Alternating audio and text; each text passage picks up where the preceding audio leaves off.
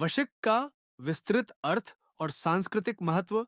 वशिक शब्द दो महत्वपूर्ण धातुओं से मिलकर बना है, वंश और वसाना। वंश का तात्पर्य है किसी जाति, कुल या वंश परंपरा से, और वसाना यानी बसाना या स्थापित करना। इस प्रकार वशिक का शाब्दिक अर्थ होता है वह व्यक्ति जो अपने वंश की परंपरा को एक निश्चित स्थान पर स्थायित्व देता है और उस परंपरा से संबंधित शक्ति, मर्यादा देवी की पुनर्स्थापना करता है।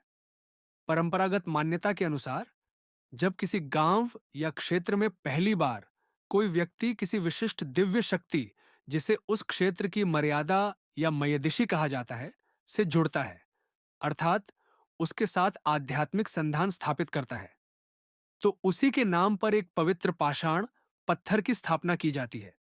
यही पाषाण वशिक का पाषाण कहलाता है। यह कोई साधारण पत्थर नहीं होता, बल्कि वह उस आत्मा का प्रतीक होता है जो अपने समाज की ओर से उस शक्ति से संवाद करती है।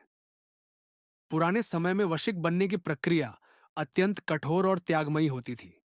ऐसी मान्यता थी कि उस व्यक्ति को जीवित समाधि दी जाती थी, यानी वह व्यक्ति स्वयं को जीवित अवस्था में त्याग कर समाधिस्थ होकर शक्ति से एकात्म हो जाता था। वर्तमान समय में यह प्रक्रिया प्रतीकात्मक रूप में निभाई जाती है। अब उस व्यक्ति के सिर के बाल, दाढ़ी मूंछ के बाल और उसके शरीर के वस्त्रों को विधि पूर्वक अलग करके विशेष धार्मिक विधि के अनुसार खोरा, त्याग दिया जाता है, जिससे वह सांसारिक पहचान से मुक्त होकर आध्यात्मिक प्रतिनिधि बन सके।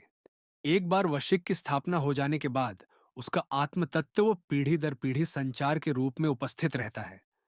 जब किसी नई पीढ़ी को मार्गदर्शन, समाधान या दिशा की आवश्यकता होती है, तब यही आत्मा संचार रूप में प्रकट होकर मार्गदर्शन करती है। इसे वशिक का संचार कहा जाता है और यह संचार केवल श्रद्धा और संकल्प से संभव होता है। वशिक का पाषाण समाज और ग्राम देवी मर्यादा के बीच एक सेतु की तरह कार्य करता है। कोई भी समाज यदि अपनी ग्राम देवी से संवाद या प्रार्थना करना चाहता है, तो उसे अपने वंश के वशिक के माध्यम से ही करना होता है। वशिक समाज और देवी के बीच का मध्यस्थ होता है, जैसे कि अदालत में एक वकील होता है जो न्यायाधीश के सामने अपने मुवक्किल का पक्ष रखता है। यदि कोई समाज, गोत्र या भावकी, परिवार, धर्म, नीति या परंपराओं का उल्लंघन करता है या वशिक से जुड़ी जिम्मेदारियों को अनदेखा करता है, तो ग्रामदेवी या मर्यादा ऐसे समाज को ठोकर देती है, यानी उसकी प्रार्थनाओं की कोई सुनवाई नहीं होती। वह समाज शक्ति से कट जाता है और अनेक प्रकार की कठिनाइयों, विपत्तियों और मानसिक अशांति से घिर जाता है। जब पूरा वंश या भावकी एकमत होकर अपनी गलती स्वीकार कर श्रद्धा से वशिक की ओर मुड़ता है, तभी वशिक तत्व सजीव होता है। इसे स्तेज रूप कहा जाता है। यही सतेज वशिक ही समाज को फिर से मर्यादा से जोड़ता है, संवाद स्थापित करता है और समाज को न्याय, संतुलन और सुख संपन्नता की ओर ले जाता है।